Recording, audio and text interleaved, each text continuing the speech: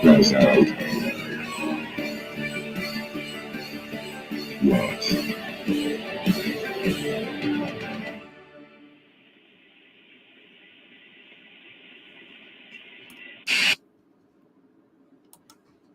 Good morning.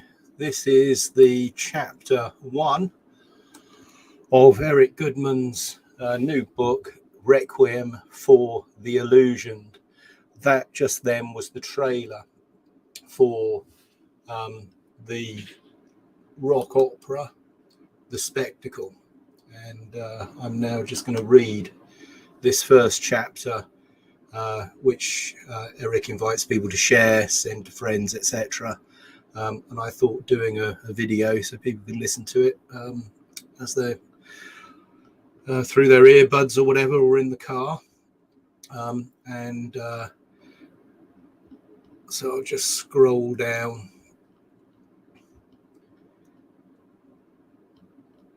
Chapter 1. Welcome to the Spectacle. George Carlin joked that when you're born into this world, you're given a ticket to the freak show. And when you're born in America, you're given a front row seat. I would only add that living in New York City gets you a backstage pass. As a young New Yorker in the mid-1990s, I had every reason to be happy. I had an Ivy League degree, a promising career in a growing field, a gratifying sideline, writing and performing music, friends, girlfriends, and good health. I had little pocket money, but enough. The dot-com fueled economy was still bubbling, and the country was at peace, which is to say that the bombing, sanctioning, and general meddling the US government carried out in that period was of little concern to the media, and even less to the public. My own self-absorbed soul not excepted.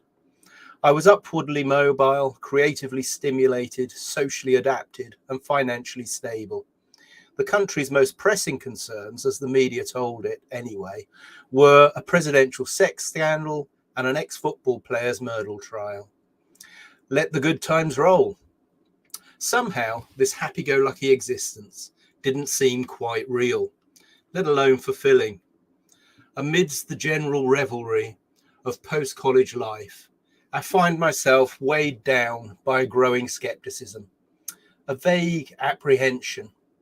In hindsight, with 9/11, endless wars, the 2008 financial meltdown, the rise and violent fall of Occupy Wall Street, the decimation of America's middle class, and the great COVID psyop in America's future, that wasn't such a bad hunch. But stuck in the dot-com euphoria of the late Clinton years, my obsessive search for the elusive man behind the curtain of the social charade made me a bit of an eccentric among friends and family. I found greater camaraderie for my wayward thoughts in the works of exotic foreign writers such as Guy Debord, Jacques Ellul, Marshall McLuhan, and Erich Fromm. Pioneering existentialists Nietzsche and Dostoevsky and their 20th century heirs Kafka and Camus drove me even further from the happy land of America public unconsciousness. But it was my own countrymen who most shocked me into disorienting awareness.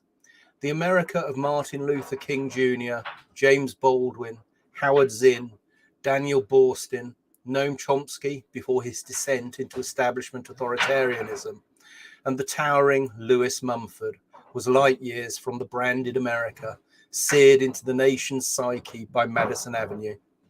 They spoke of a society steeped in illusion, mired in injustice, overwhelmed by alienation, beholden to technology, and teetering on the brink of spiritual collapse. I was further astonished to discover in 1979 clip of Jimmy Carter who, in an unprecedented, never-to-be-repeated harangue by an American president, warned the country of its dangerous descent into unreality, consumerism, and nihilism. This, as he himself was being booted from office by a corporate shilling, B-rated Hollywood actor, hitherto best known as an ape sidekick. My motivation to transmute such warnings and visions into social commentary music videos was greatly influenced by professor and media critic Neil Postman. His thesis, brutal in its simplicity, is that we Americans are a people in the process of amusing ourselves to death. In a 1985 book by that title, Postman explained that this was so because we've allowed what he called entertainment values to infiltrate every facet of life, to the point where even supposedly serious institutions like journalism, politics, religion, and education take their cues from show business, dumbed down to resonate with the spectating audience that's replaced the engaged citizenry of bygone days. Postman wasn't against entertainment or humour in their proper context, and he himself was quite witty in his writings, speeches and conversation, the latter of which I can personally confirm from a few memorable meetings with him. But he insisted that when serious discourse dissolves into giggles, society is in big trouble, and feared that one day we'd not only find ourselves laughing instead of thinking, but wouldn't know what we were laughing about or why we stopped thinking. He went so far as to call Americans the best entertained and least informed people in the Western world. Given such a steady diet of cultural subversion, it's no wonder that Guy Debord's classic critique, The Society of the Spectacle, took hold of my imagination. I began experimenting with the subject as the basis of a conceptual rock opera. The focus on mass media required a heavy video element, which I merged with instrumental compositions I was producing at the time. I settled on spoken word narration to advance the philosophy and augment the visuals, and thus Spoke the Spectacle was born. For the next 2 decades, I screened and performed the project at theatres, film and music festivals, colleges, conferences, and performing arts venues across the United States. The project was further developed at 2 off-Broadway residencies in New York City and was awarded 2 academic distinctions by the Media Ecology Association, the John Culkin Award for Outstanding Praxis in the Field of Media Ecology, and the Jacques Ellul Award for Outstanding Media Ecology Activism. Over the years that I produced and performed this show, the maladies it explores, unreality, alienation, militarism, consumerism, nihilism, technocratic totalitarianism, and so on, have only gotten worse. Neil Postman used the present participle from form of the verb amuse in his title, Amusing Ourselves to Death, to suggest an ongoing social degeneration, advanced but not yet terminal, which might yet be stemmed or even reversed given proper awareness of our condition and a serious determination to remedy it. Riffing off Postman's theme, Pink Floyd's Roger Waters was less hopeful. He ominously employed the past tense for the title of his solo album, Amused to Death, which ends with alien anthropologists discovering our shadows grouped around the TV sets, presumably the final residue of nuclear war victims. The aliens, perplexed, conclude that this species has amused itself to death. I always found it interesting that the people were vaporized, but the TV sets survived. Artistic license? Or a purposeful comment on the everlasting and superior power of our omnipotent media? In any case, Waters sensed as far back as 1992 that governments and global corporations would never relinquish their population-controlling, profit-soaked monopoly on public perception, nor were we denizens of the digital age likely to give up our God-given right to be entertained 24/7, come what may. On March the 11th, 2020, that may come did. Like most, I'm in many ways the same and in many ways changed since the onset of the COVID era. This book is a BCE, before COVID era, and COVID era hybrid, blending perspectives rooted in my spectacle project with reactions to and revelations from the new life we've known since that fateful March day when the World Health Organization officially anointed COVID-19 a conveniently defined pandemic. The largest propaganda assault in human history is playing out as I try to contextualize this real-world horror movie within both the framework of warnings I've conveyed through Thus Spoke the Spectacle for 2 decades and the dizzying global technocratic societal transformations underway. Before the COVID era, I performed Thus Spoke the Spectacle around the United States in an attempt to expose mainstream media propaganda and its role in our society's steady march toward atomization, dehumanization, and technological totalitarianism. When the lockdown hit, I found myself inescapably writing new songs and essays. I originally published the essays to social media, and the feedback I received from strangers, haters, and friends old and new was invaluable.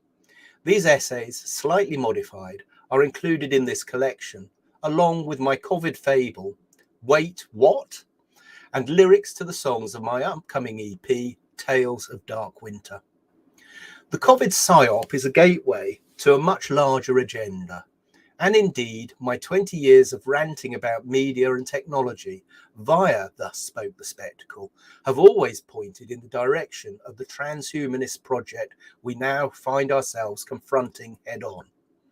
While I allude at points to that larger agenda and intend to explore it further in later works, the essays, short story, and songs in this book express my real-time reactions at various stages of the COVID insanity. As the mainstream narrative morphs daily, it's crucial to continue to present our individual experiences to prevent the madness and horror of this shameful episode from disappearing down the memory hole. As Guy Debord notes, the spectacle's ongoing priority is to eradicate historical knowledge, beginning with all rational information and commentary on the most recent past. To that end, the mind managers have already begun their usual backtracking, whitewashing, and diversionary tactics to change the story and absolve the guilty. Our proclivity to passively reside in the spectacle's prison of the present gives them the opportunity to get away with it. We must not let them get away with it.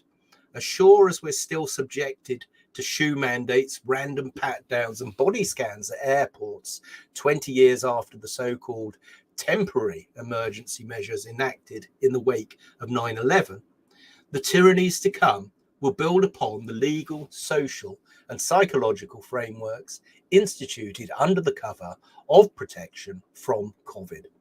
We must keep our commentary alive even as the day-to-day narrative shifts beneath our feet. Straight from the playbook, the propagandists will tell us and the world that our stories are irrelevant, our news passé, and that only their own up-to-the-minute utterings have meaning and deserve a hearing. How convenient for them. When that doesn't work, our views are slandered as misinformation, that old chestnut of the tyrant's toolkit. But we know what happened. We saw it with our own eyes. If the massive, unified global COVID campaign weren't such an astonishing confirmation of the propaganda theories underlying my work of the last 20 years, the following writings and songs would be unnecessary. It is with the conviction that these writings and songs are not unnecessary that I offer them here. I'm under no illusion that my perspectives will appeal to the majority. You, with eyes and ears for these works, will know it. As the brilliant French philosopher Jacques Ellul put it, those seeking an escape from our technocratic prison will of necessity be a minority of reverse mutants. Not the mutants of science fiction, the technological human being with a robot's brain, but quite the opposite. Someone who can use the technologies and at the same time not be used by, assimilated by, or subordinated to them.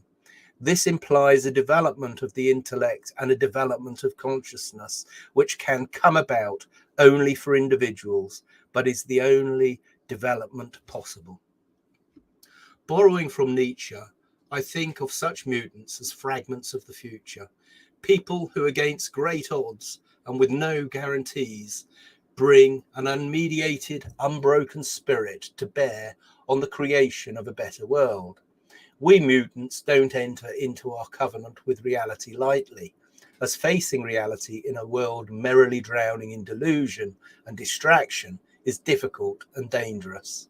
The great Sioux Indian activist and poet John Trudell cautioned us to protect our spirit because we're in the place where spirits get eaten.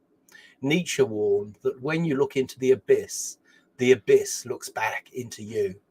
My allies are those who see that the consequences of not looking are even worse. It's yet to be seen by what alchemy our ailing civilization might be transmuted into a tolerant, equitable, sustainable society in the sense of their original meanings, not the marketing euphemisms employed by the World Economic Forum and United Nations. What is certain is that the merchants of death who profit from and prop up this increasingly techno-fascist regime will fight whatever magic the rest of us conjure the only way they know, through deception, fear, violence, and brutal psychic abuse.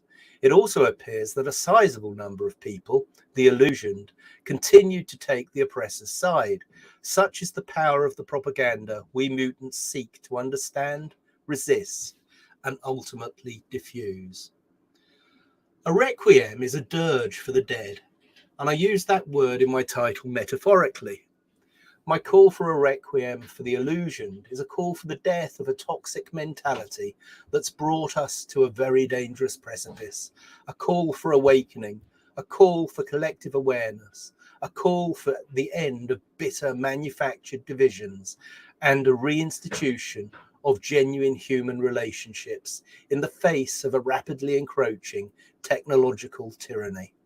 Transcendence from our technocratic dystopia will not come from tech titans, self-serving politicians, or virtue signaling corporations, but from conscious, disillusioned individuals, those who have thrown off the psychic shackles of mainstream narratives. I accept that many are far too infected with corporate state propaganda to escape the technocratic mind prison or want to. No matter. Margaret Mead and Jack Ellul set that record straight above. We're free, each free to choose our own path. I'm quite certain, however, that those who survive this outbreak of mass hysteria will one day be asked by our children, by their children, and by history what we did during our flare-up of the eternal war against the realization of human potential and spirit. At the very least, we mutants will be able to say, not nothing. And the footnote here is an interesting one. Little reported and thus little known, on May the 4th, 2009, less than 1 month before declaring the H1N1 pandemic, the World Health Organization deleted the phrase "with enormous numbers of deaths and illness" from its pandemic description. How strange that the existence of a humanity-ravaging pandemic is so influenced by arbitrary yet timely linguistic alterations. One would think that enormous numbers of deaths and illness accompanied by truly overwhelmed hospitals and morgues would remain the gold standard of pandemic designation. One would be wrong. In the spectacle, a pandemic is anything the TV says is one. I hope you enjoyed that. The link is in the description to the excellent and Thus Spoke the Spectacle website, where you can also download a link to that chapter and the other chapters that are available from Eric Goodman. And this is the biography with that thing. So just read that. Those were the words of Eric Goodman. And Eric Goodman is a musician, writer, and video producer living in New York City.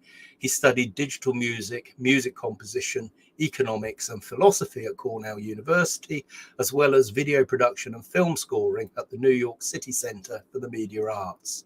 For over 20 years, Eric has produced the award-winning multimedia rock opera Thus Spoke the Spectacle, fusing original musical compositions, filmed and found footage, and research and insights into the nature and effects of our corporate-controlled, media-saturated technological society.